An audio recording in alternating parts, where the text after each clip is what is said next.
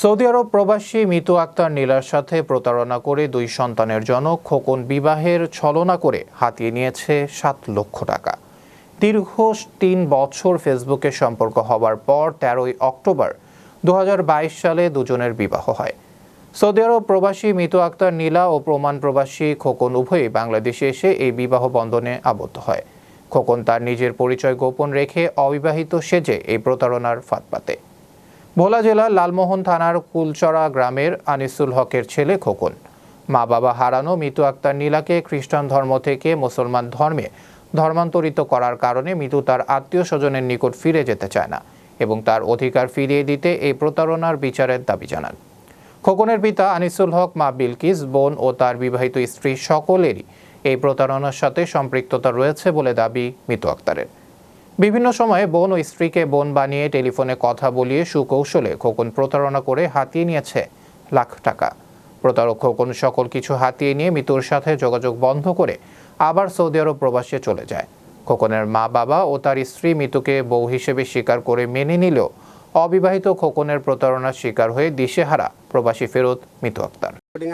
যদি বলে আনছি কি ভাই তিও দিছি তো ঠিক আছে, অসুবিধা নাই। হেতি যদি বিয়া আয়ু নালাই বিয়া বসছে তা ঠিক আছে, আমি বউ মানি নিব। ঠিক আছে, আইসে ভালো হয়েছে, আমার ঘরে থাকবো, আমার বউ উজ্জ্বল থাকবে, আমার বউ উজ্জ্বল থাকবে। স্যার আমার একদিনকে কল দিছি আর দিয়ে আমার বলে এটা রং নম্বর পরে গাড়ি দিছি পরে আবার কল করছে আমি কলটা কাটিয়ে নাও দিয়ে কথা শুনে পরে স্যার আমার কল কাটি নি আপনার ছেলে আমার বিয়ে করছে। তাই বলে যদি আমার ছেলে তোমার বিয়ে করে ভাত খাওয়া বিয়ে করছি আমার কি? আমার ভাইয়ের বিয়ে হয়েছে কবে শোনেন, কোরবানের পরে বিয়ে হয়েছে। আমি আমার ভাইরে গান দিছি যে ভাই তুই এটি কি করলি, তো 2টা ছেলে আছে তুই কাজ কেন করলি। আমার ভাইয়ের সাথে আজকে 5-6 মাস আমার সাথে কথা নেই, শুধু মাত্র কথা চলে। আজকে মনে হয় 20-25 দিন আমাদের মনের উপর আকামা লাগাইব এই জন্য। এটার বিষয়ে আমি কিছু জানি না। আমি যখন মানুষের থেকে শুনছি, শোনার পরে আমি অজ্ঞান হয়ে গেছি, আমি অসুস্থ হয়ে গেছি। তারপরে আমি অনেক কান্নাকাটি করছি। আশেপাশের মানুষ সবাই আমার এই অবস্থা দেখেছে। আপনারা আশেপাশের মানুষের জিজ্ঞেস করতে পারেন। আমি এগুলার শোনার পর অসুস্থ হয়ে গেছি। আমার 2টা ছেলে।